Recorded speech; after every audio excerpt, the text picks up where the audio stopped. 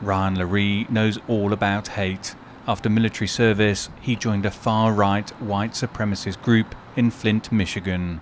My uncle molested me at a very young age. I was the anger that I had built up inside, and I was just perpetuating it onto everybody. Picking fights with people that didn't even want to have a fight with us in the first place. Attacking people for, the color of their skin. Laree was soon promoted to vice president of Rolling Wood Skins, a neo-Nazi group. That came to an end when he was caught committing a robbery. His move away from white supremacy began when he was attacked in prison.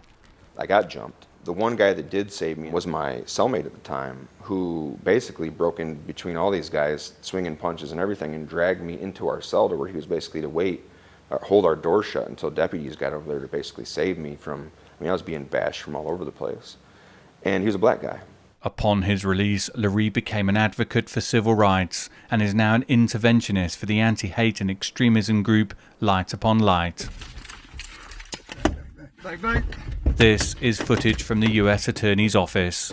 It allegedly shows the suspects accused in a plot to kidnap Michigan Governor Gretchen Whitmer carrying out a field training exercise. This is where the first Governor Whitmer kidnapping plot was allegedly set to take place.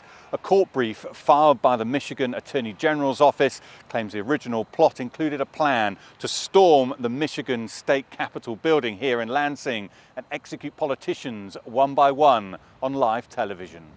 Another plan to storm the Capitol building when Congress was in session, lock the doors and set the building on fire. There's a lot of us that were really, really surprised at who this group was. But everything that they did, if you look at the timeline, was very, very fast.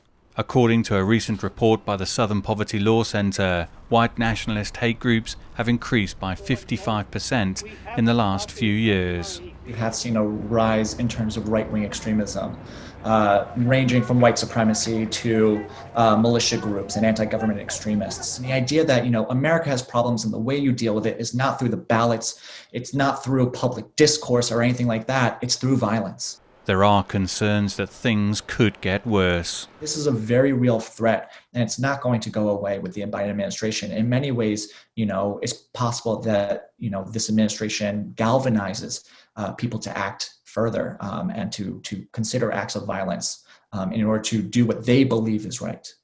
Back in Flint, that concern is echoed by Laree. It could be much worse next time. We might not spot this. So if we constantly condemn them for doing the things that they're doing, we're going to throw them back into that inward organizing. The inward organizers are the scary ones because we don't necessarily know they're there. The alleged Michigan plot is a sobering reminder of the challenges ahead and the very real threat of far-right extremism.